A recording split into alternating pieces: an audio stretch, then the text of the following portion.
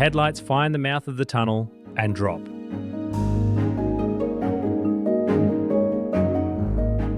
Down the ramp, into the rock. The daylight closes behind, and for the next 11 kilometres there is nothing overhead but basalt, and above the basalt, the North Atlantic.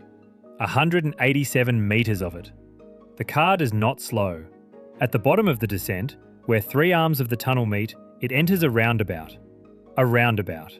Under the ocean. Ringed in blue light and the silhouettes of dancers cut from steel. The driver signals, turns, and climbs back toward the surface of a different island, 16 minutes after leaving the last one.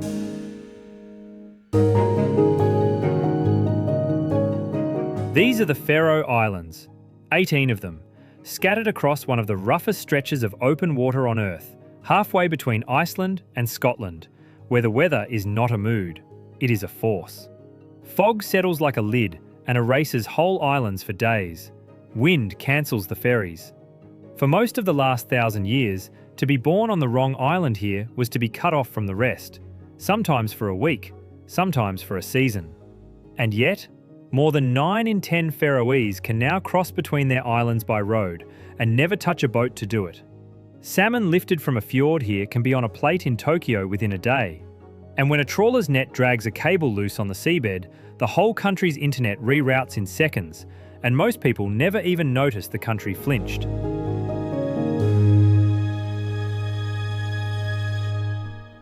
Both things are true at the same time. This is one of the most isolated inhabited places in the North Atlantic. It is also one of the most tightly connected small nations on the planet. The isolation is real. The connection is real. The distance between the two is the whole story. So how does a scatter of 18 storm-battered rocks stitch itself into a single country? And what, exactly, is holding the stitches? To understand the answer, you have to start with the water. Not as scenery, as a wall. Look at the Faroes from above, and they barely look like land at all. They look like something the sea is in the middle of tearing apart. Sheer black cliffs, deep sounds and fjords carved between them. Grass so green it seems lit from underneath, running right to the edge and then falling straight into the surf. There are no trees. There is almost no flat ground. The islands are the worn stumps of ancient lava flows, stacked in layers, tilted, and then scoured by 50 million years of Atlantic weather. And they are small. You could drive the length of the connected islands in a single afternoon. The whole nation would fit, with room to spare, inside one large city. Around 50,000 people, scattered in villages of a few hundred, tucked into the folds of the land wherever the mountains left a shelf of green beside the water. It is a country you can almost hold in your head. And that smallness cuts both ways. It means a single fault, one closed sound, one severed cable, one grounded aircraft, is felt everywhere at once. But it also means that when this country decides to do something, it can move as one body. The same closeness that makes it fragile is the closeness that lets it build. People have lived on them for a surprisingly long time. New evidence puts the first settlers here in the 5th century. Irish monks most likely, and the sheep they brought with them, hundreds of years before the Norse arrived around the year 800 and gave the place its name. Faroe, the Sheep Island. And for 11 of those 12 centuries, life here obeyed a single hard rule. The sea gave and the sea decided. It decided when you could cross to the next village. It decided when the supply boat came, or whether it came at all. It decided, in the leanest years, whether you ate. There is an old system here that shows exactly how sharp that edge was. The Grindadrup, the communal drive of pilot whales into the shallows of a few authorised bays. There are about 20 beaches around the islands where the water and the slope are right for it. It is a hunt that has never been gentle, and it has never pretended to be. But for centuries it was not sport, it was arithmetic. A pod of whales appears offshore. The word goes out. The whole community, every able body in the bigd, the village, drops what it is doing and moves as one. And afterward, the meat and the blubber are divided, free, by an ancient law among the hunters, the watchers, the old. The records are full of a specific kind of relief, A grind arriving just in time, a winter that would have been starvation turned by a single afternoon on a beach. That is the world these islands are climbing out of, a world where survival was a team sport because it had to be, where a person's life depended absolutely and daily on the people in the next house, and where the next island over might as well have been another country. Nothing here worked alone. Remove one part and the whole thing stopped. It is hard, from the comfort of a connected life, to feel how absolute that isolation was. A storm could close a sound for a week and cut a village off from the doctor, the priest, the market, the rest of the world. A person could be born, marry, and die having crossed to the next island only a handful of times. The far settlements slowly bled people, because a place you cannot reliably leave or reliably reach is a place the young eventually abandon. Distance here was not an inconvenience. It was a slow, patient force pulling the country apart, village by village. There is a creature that has lived this arithmetic longer than the people have: the Faroese sheep, a small, hardy, short-tailed breed on these slopes since the first settlers, is built for ground that would kill a farm animal anywhere else. Light-boned and sure-footed, it grazes the near-vertical grass of the sea cliffs, feeding itself off terrain no plough could ever touch. There are more sheep here than people, and there always have been. The islands are named for them. They are, in a way, the oldest infrastructure in the country, a self-feeding, self-replacing food supply that asks for nothing but grass and weather.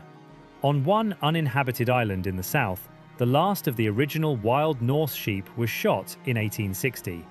The breed that replaced it had to be strengthened with imported stock, because even the sheep, in the end, needed a thread to the outside world to stay strong. Hold on to that idea, because the Faroes never actually escaped it, they just built it larger.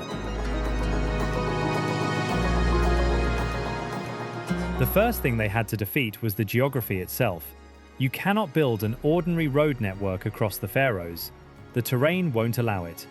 The mountains rise almost vertically out of the water, and the villages sit tucked at the feet of them, at the heads of fjords, separated from their neighbours by a wall of rock or a mile of open sea.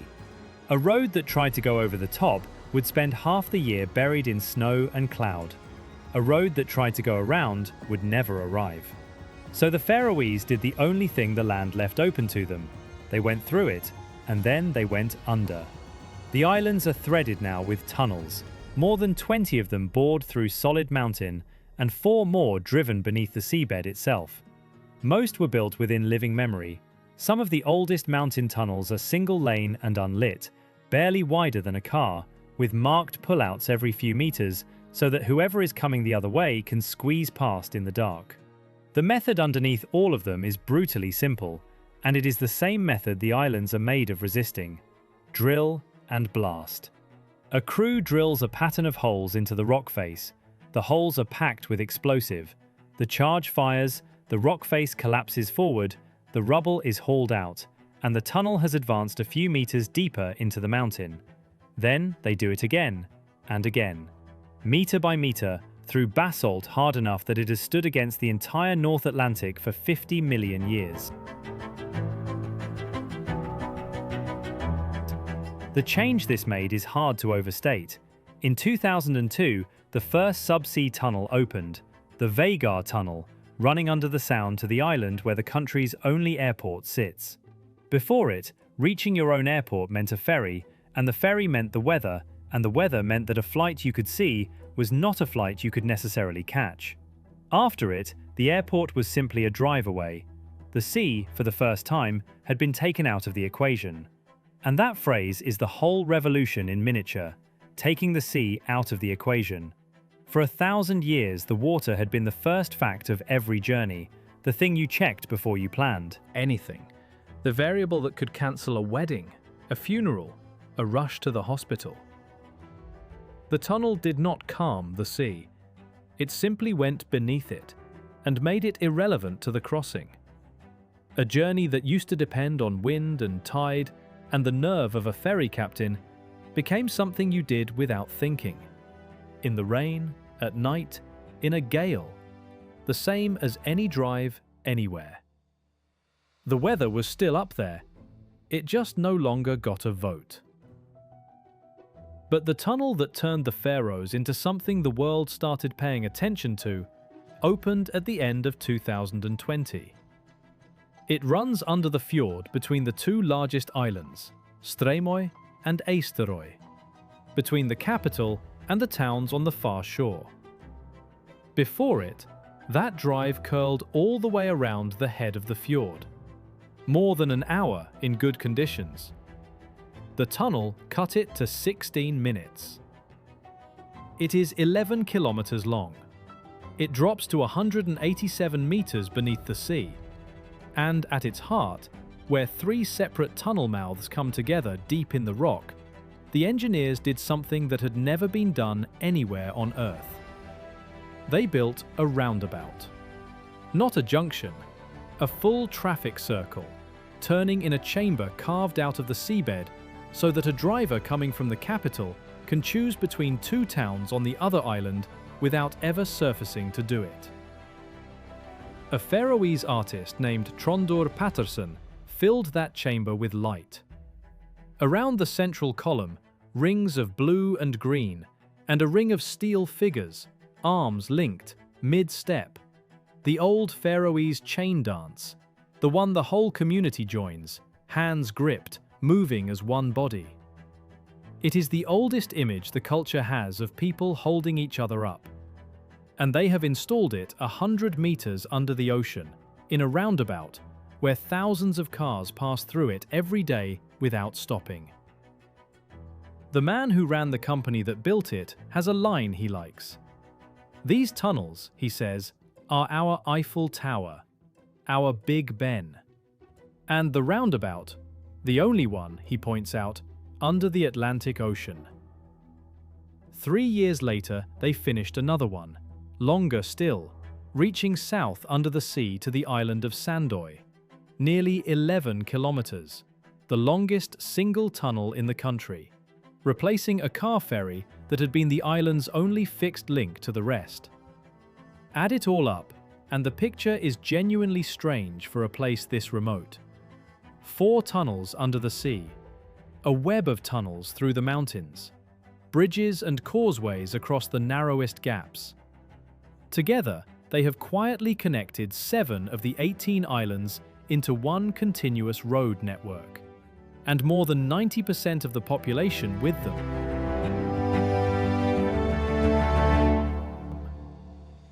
The Faroese have a joke about it. "We are 18 islands," they say, "but the tunnels let us pretend we are not." It is more than a joke. A Faroese person today can wake on one island, work on a second, buy groceries on a third, and sleep back on the first, and treat the sea between them as nothing more than the view from the car window. 2 generations ago, that life was simply impossible.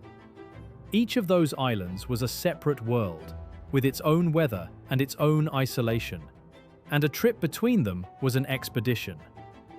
The tunnels did not move the islands closer together. They did something stranger.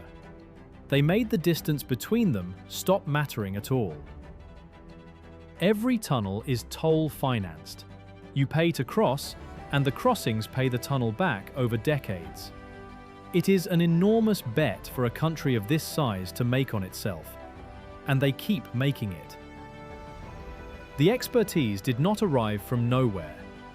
The Faroese have been boring through their own mountains since the 1960s, starting with those frightening single-lane tubes, unlit, dripping, wide enough for one car and a held breath. Every tunnel taught the next one.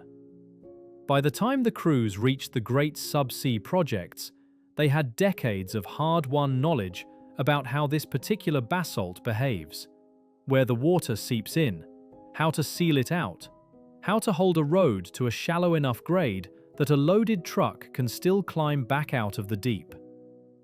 A subsea tunnel is not just a hole.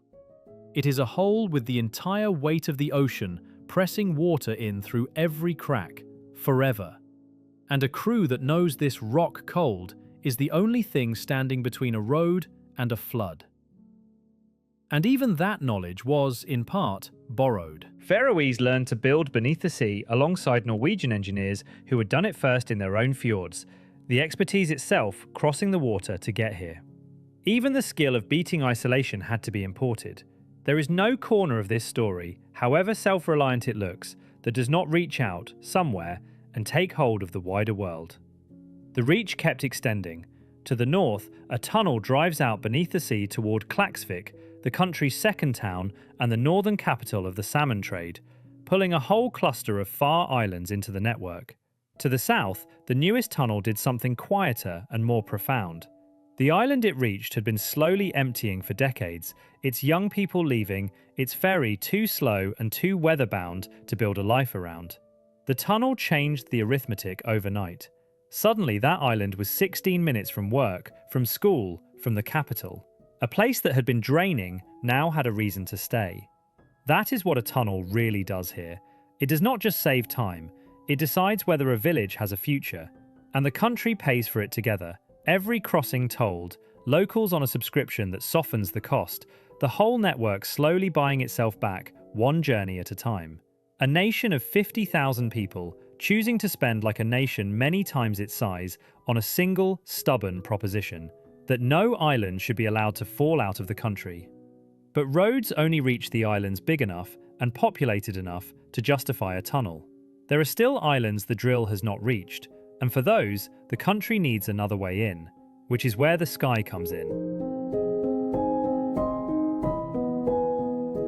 There is one airport in the Faroe Islands, one runway on the island of Vega, laid down originally by British forces during the war because Vega happened to hold the only stretch of ground flat enough and long enough to take an aircraft.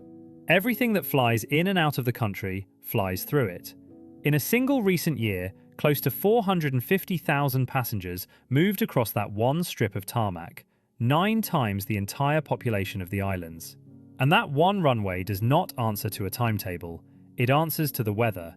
The approach threads between cliffs and cloud, and when the fog rolls in thick, which it does, often, flights circle, divert, or simply do not come. A single low-pressure system parked over the islands can seal the country's front door for the better part of a day. There is no second airport to fall back on. When Vega closes, the sky closes with it. It is the country's front door, and it has exactly one hinge. The national carrier runs the routes that matter, to Copenhagen year-round, to a handful of European cities in the season, and for a place with 50,000 people, that thread of scheduled flights is not a convenience. It is the artery that connects the whole society to the continent it belongs to. But an airport, even a busy one, only solves the problem of reaching the outside world. It does nothing for the islands that have no runway, no tunnel, and no bridge. The small ones, the far ones, the ones with 30 people on them.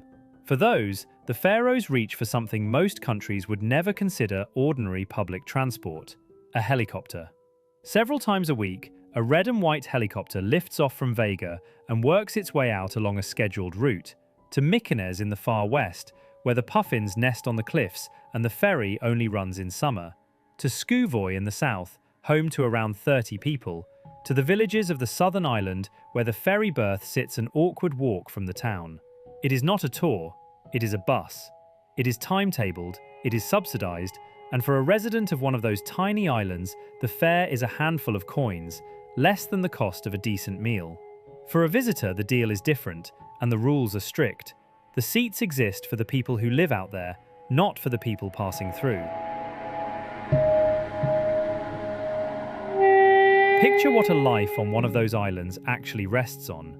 A resident of a 30-person island cannot drive to a hospital, or a supermarket, or a secondary school. There is no road out.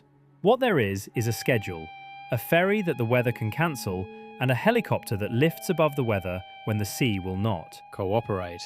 That schedule is the difference between a place people can still live and a place that empties for good. The whole apparatus exists so that a handful of families do not have to choose between their island and the century they live in. Think about what that actually means. A government has decided that the 11 people, or the 30 people, or the 4 families still living on a rock at the edge of the country are worth a helicopter. that keeping them connected is not charity, but infrastructure, the same as a road, the same as a tunnel, just flown instead of driven. It is the Grinderdrap logic again, scaled up to a nation. The strong parts of the system carry the weak parts, because a system that lets its smallest islands go dark is a system that has started to come apart. And between the tunnels and the helicopter sits the humblest layer of all, the one that quietly does most of the work. A state-owned network of blue buses threads the islands the roads connect, timed to meet each other and to meet the ferries. And where the tunnels have not reached, the same state company runs the ferries themselves. It is worth being clear about how deliberate this is. The buses are subsidised, the ferries are subsidised, the helicopter is subsidised. Left purely to the market, half of these routes would not exist because half of them will never make money. A ferry to an island of 30 will never pay for itself. But that was never the question the Faroese were asking. The question was never, can we afford to connect the Far Islands? It was, can we afford not to? Because once you have decided that all 18 islands are one country, that a Faroese life is a Faroese life, whether it is lived in the capital or on a cliff 2 hours out, then the tunnels and the flights and the ferries stop being separate services. They become one machine with one job. Keep the country from breaking back into 18 pieces. And all those threads run, in the end, to one place. Tórshavn, one of the smallest capital cities on Earth, home to roughly a quarter of the entire country. It is the hinge the whole machine turns on. The main harbour is here. The weekly ship berths here. The roads and the tunnels converge here. The government sits here. Nearly 1 in 4 Faroese lives within reach of a single small harbour town, and almost everything the country brings in or sends out crosses its quays. It is worth remembering who actually decides all this. The Faroes govern themselves, a self-ruling nation within the Kingdom of Denmark, running their own infrastructure, their own fisheries, their own budgets. When the Parliament chose to build the 2 great subsea tunnels, it did so unanimously. When it turned to the harder question of the last unconnected island, the debate tangled itself, remarkably, with the national retirement age. Because in a country this small, every enormous decision is paid for out of the same shallow pool, and everyone can see the bottom of it. That is the hidden discipline behind the whole connected machine. There is no larger nation waiting to bail them out, no distant capital sending the money. 50,000 people deciding together what their isolation is worth, and then taxing and tolling themselves to pay for the answer. And that machine, it turns out, does more than move people around the islands. It is the same machine that lets these islands sell themselves to the entire world. Follow a fish. Somewhere in a sheltered fjord, inside a ring of netting anchored to the seabed, a salmon is lifted from the water. The fjords here are close to perfect for this. The tides run strong and cold and clean, flushing the pens with fresh Atlantic water, and the same steep geography that made the land almost useless made the water almost ideal. It is the same geography doing double duty. The narrow sounds between the islands force the tide through like water through a nozzle, fast, cold, relentless. And that same fast, cold water is what flushes the salmon pens clean, and what the tidal kites are built to harvest. The channels that once cut the islands off from one another turn out to be, at the very same time, the country's fish farm and its future power station. Nothing here is only one thing. The water that isolates is the water that feeds. And the water That feeds is the water that will one day keep the lights on.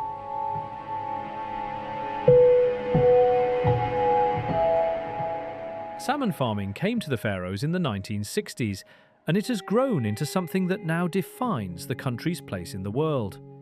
Farmed salmon accounts for roughly half of everything the Faroe Islands export. Half. From a nation you could drive across in an afternoon. But the number is not the interesting part. The mechanism is. The whole industry is built on speed, and speed here means shortness. The shortness of the distance between the pen and the plane. This is the same isolation that once starved the islands, turned completely inside out. Watch how it works. Because the islands are so small, the drive from a farming site to the processing plant is measured in minutes, not hours. Because the whole operation is vertically integrated, the same company controls the eggs, the young fish, the feed, the farms, and the packing. Nothing waits at a handover. A salmon can be harvested in a Faroese fjord, processed, boxed, driven to Varga, and flown out, and be on a table in New York or Tokyo within 24 hours of leaving the water. That is the trick. The Faroese did not overcome their remoteness by pretending it wasn't there. They sold it. Cold, clean water and a package that reaches a sushi counter fresher than fish farmed a short drive from that counter ever could. 3 companies do almost all of it. The largest was founded in 1968 and now accounts for the overwhelming majority of the country's production, run out of a black building on the eastern shore of Eysturoy, with the mountains at its back and the water at its feet. Another is a family firm, the same family since the 1920s. The smallest of the 3 traces its roots to Norway. Between them, they have made a place with almost no arable land into a serious food power, feeding, from the middle of an empty ocean, 6 continents. But look closer at that self-sufficiency, and it too dissolves into dependence. The salmon do not feed themselves.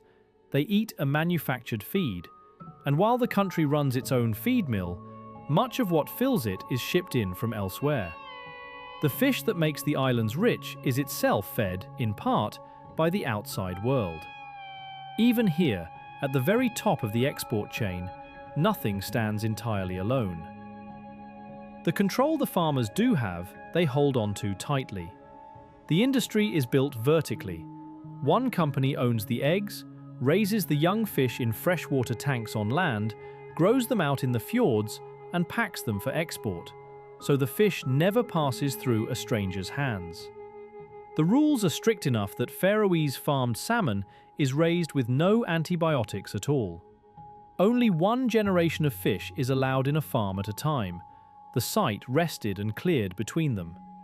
It is a system engineered, at every step, to keep a delicate animal alive in a demanding sea.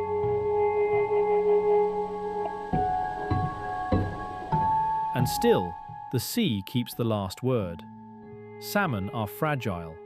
A swing in water temperature, an outbreak of disease, a wave of infection can move through the pens and kill fish by the million in a single season. An industry that is half the country's exports is, in the end, a vast living thing suspended in cold water. Always one bad year from a crisis no engineer can tunnel through. But every strength in a system like this is also a thread, and a thread can be cut. The same 24-hour speed that makes the fish valuable is the same 24-hour speed the fish depends on completely. Close the airport, bad weather, a strike, a volcano's ash drifting down from Iceland, and the clock that makes Faroese salmon premium becomes the clock that spoils it. The freshness that is the whole product has a shelf life measured in the hours it takes to leave the islands. Remember that. The country's greatest export is riding on the same fragile connection as everything else. And there is a deeper loop hidden inside that fish. The wealth it earns is not just profit sitting in a bank. It is part of what pays for the connection itself. A salmon industry worth half the country's exports feeds the public budget that subsidizes the ferries, the flights, the helicopter to the 30-person island, the share of every tunnel the tolls will never quite cover.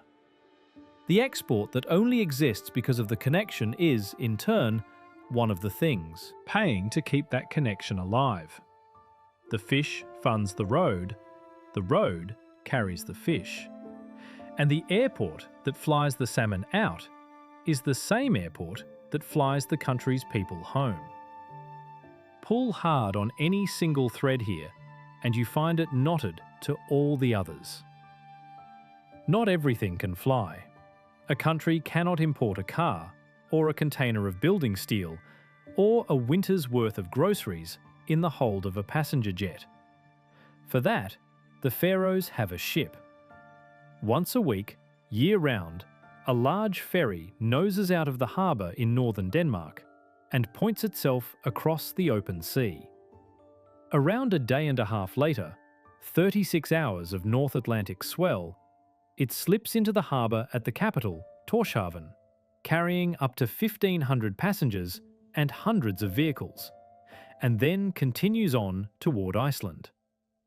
It is the country's other umbilical cord. The airport carries the people and the fresh fish. The ship carries the weight. The cars, the freight, the bulk of the physical stuff of modern life that has to come from somewhere else. Because almost all of it does. Watch the harbour on the day the ship comes in, and you see the logistics of an entire nation compressed into a few hours. The ramp drops. Lorries roll off in a line. A supermarket's weak, a family's new car, the pallets of steel a builder has been waiting on. The turnaround is fast because the weather window is narrow, and because the same vessel has to be back out at sea and pointed at Denmark before the next swell builds. A single berth, a single ship, a single day and a half of open water. And on the far side of that thin schedule sits everything the country's shelves will hold until it returns.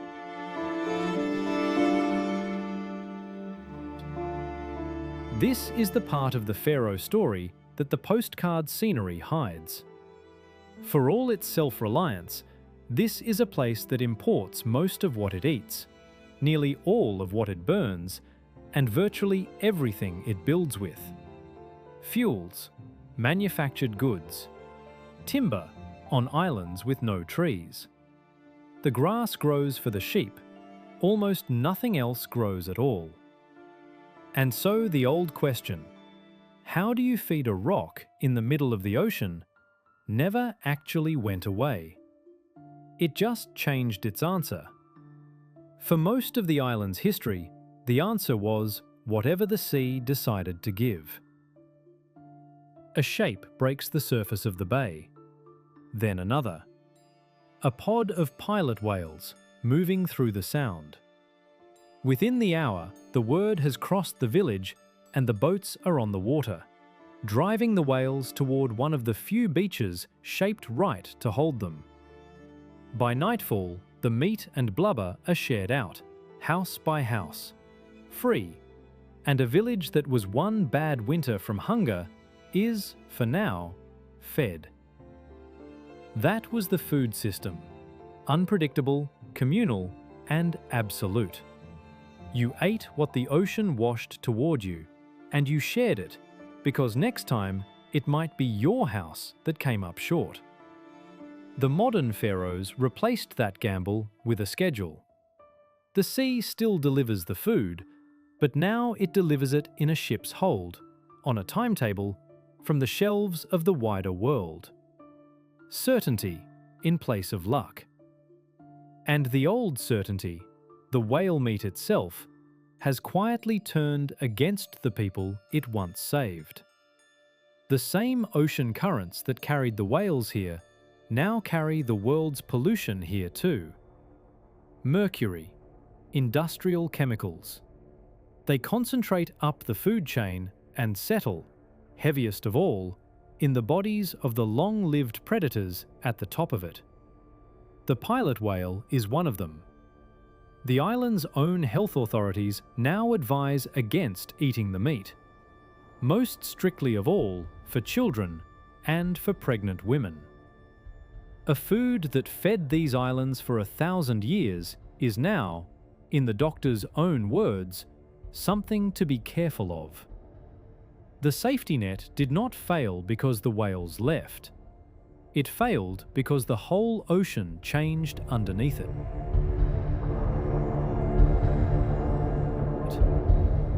It is a hard, quiet lesson, and the Faroese have absorbed it without much fuss. No place, however remote, is actually cut off from the rest of the world anymore. Not even from its poisons. Which brings us to the deepest layer of the machine, The one thing an island cannot ship in, cannot fly in, cannot borrow from a neighbor when it runs short. Power. Every connected country you know has a hidden safety valve. When its own power plants can't keep up, it buys electricity from across the border. A cable to the next country.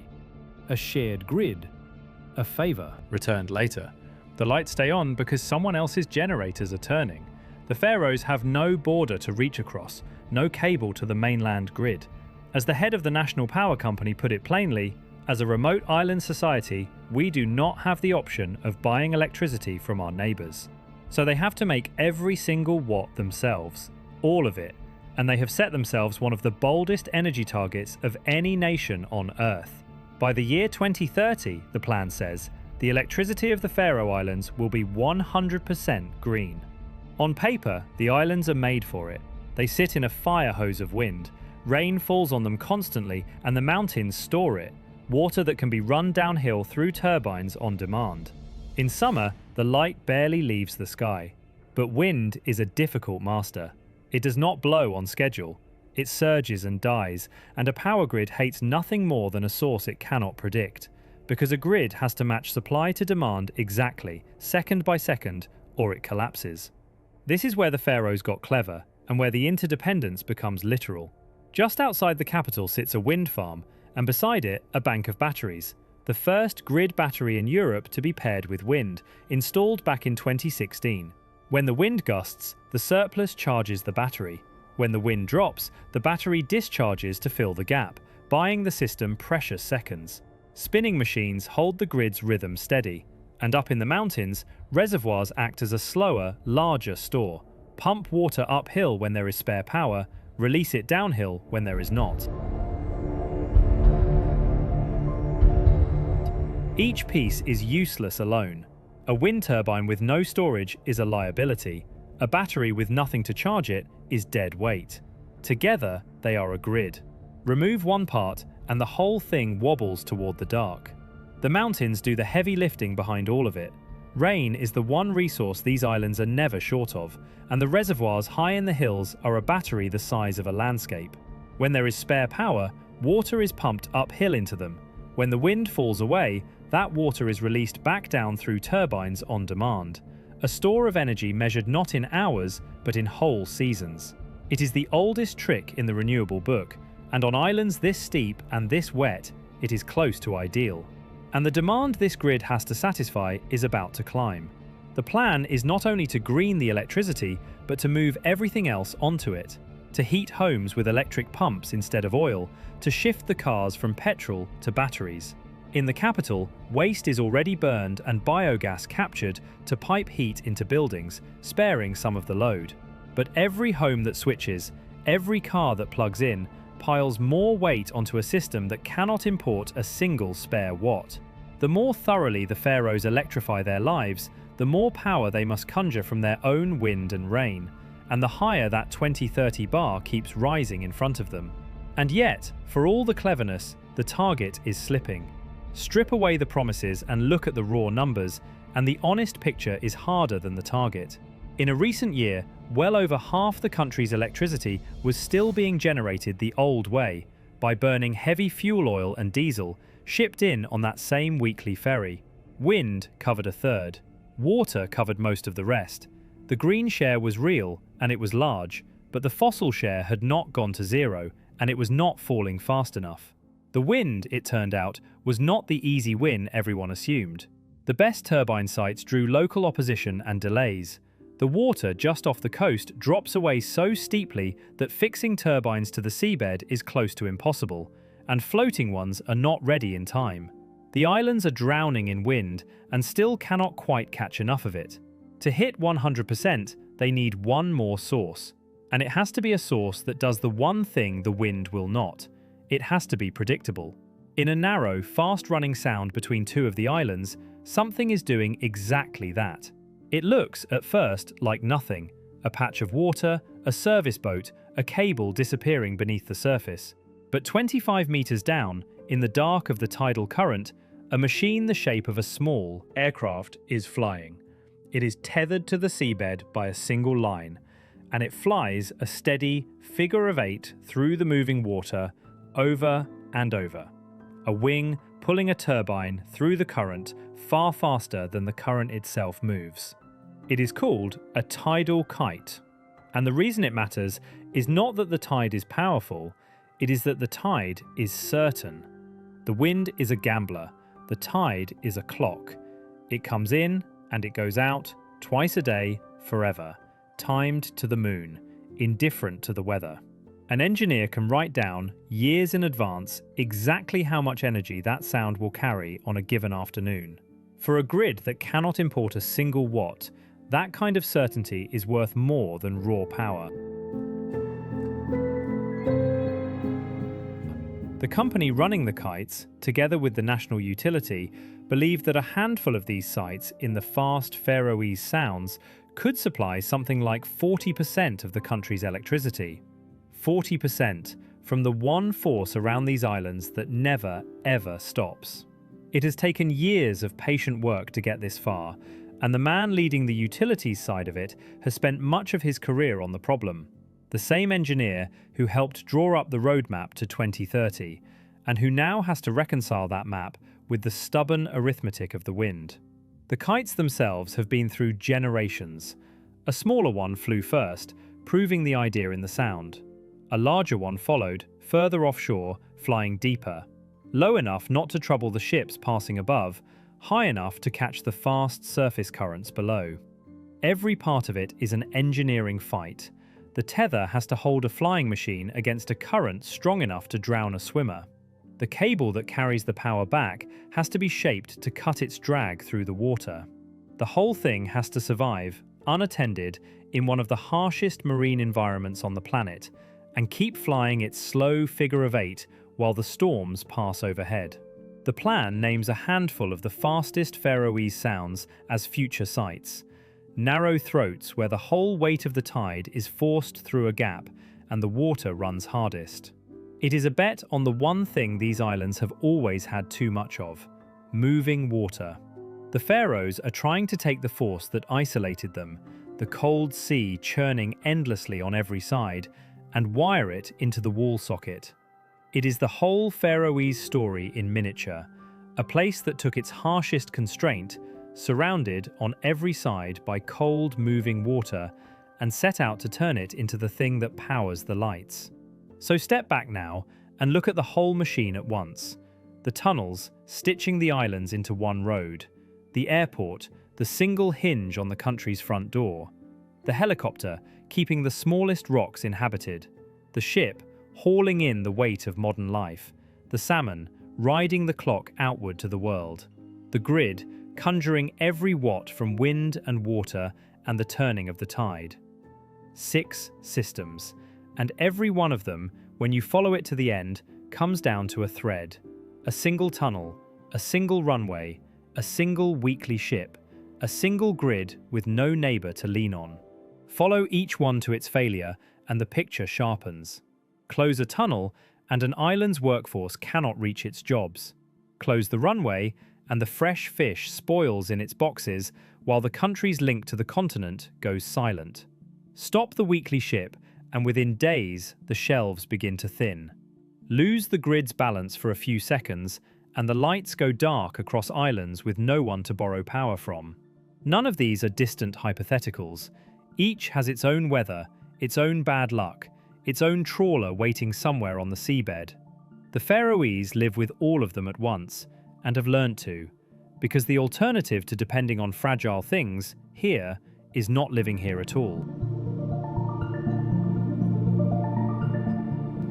And there is one more thread, the thinnest of them all, the one you cannot see, and the one the modern Faroes may depend on most. Everything the islands do now, the salmon orders, the flight bookings, the banking, the bus timetables, the video call to a cousin in Denmark, the very idea of running a modern economy from the middle of the ocean travels as light through glass, along cables lying on the floor of the sea. There are essentially 2 of them. One runs south from the capital, touching down in Shetland and Orkney before reaching the Scottish mainland, 1,000 kilometers of fiber, including one of the longest stretches of undersea cable anywhere that runs without a single amplifier along its length.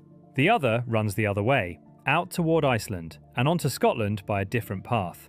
2 cables, that is the entire bandwidth of the nation. Its whole connection to the global internet, resting on 2 lines across a seabed shared with one of the busiest fishing grounds in the North Atlantic. Think about everything that now travels down those 2 threads of glass.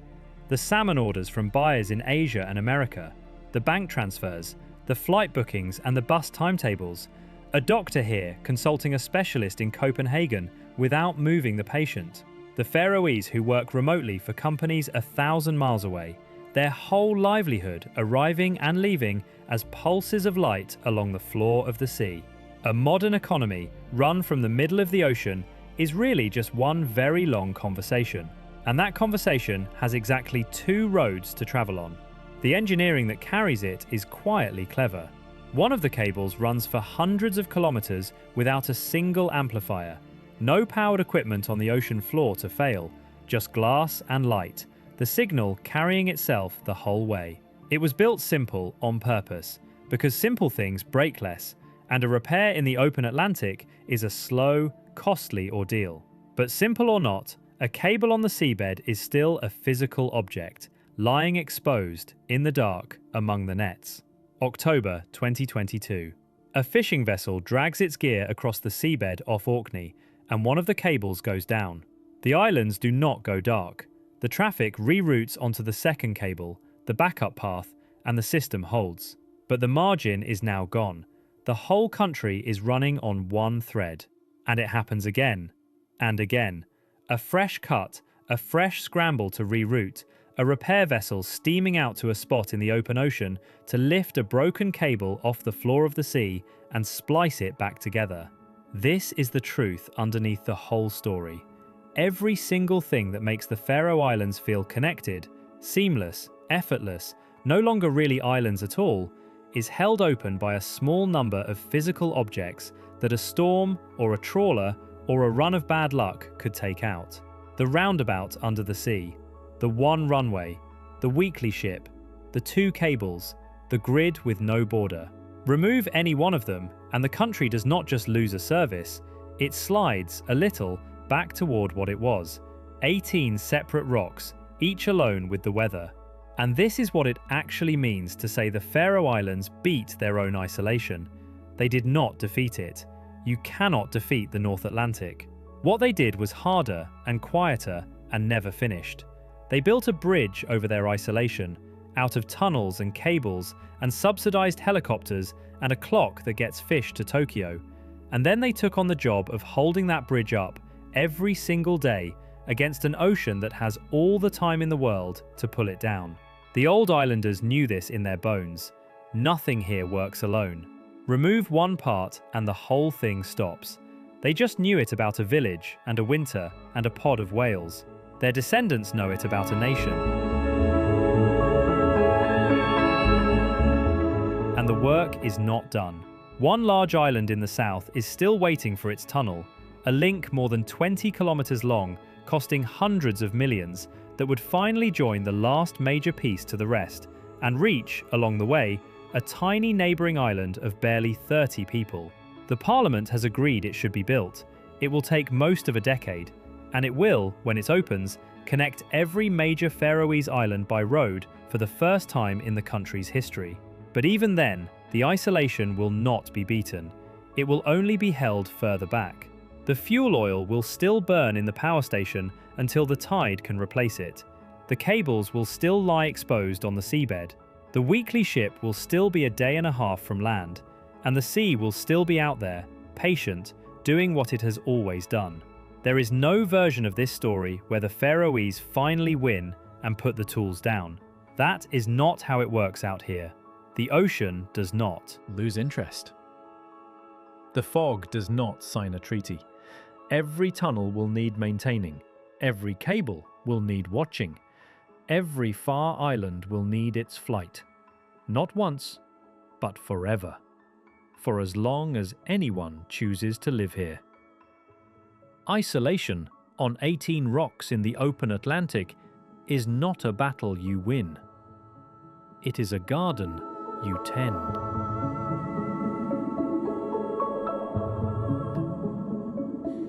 What the Faroese have built is not a victory over the ocean. It is a truce. A truce that has to be renewed every morning. With every tunnel toll paid, every cable spliced, every helicopter that lifts off into the fog to reach the far islands, every fish that makes its flight. Connection here was never a thing you achieve and then keep. It is a thing you do, over and over, against the water. And on 18 rocks in the middle of the North Atlantic, roughly 50,000 people get up each day and do it again. If you'd like to keep traveling to the places that shouldn't work, and somehow do, subscribe and come with us on the next journey. Thanks for watching.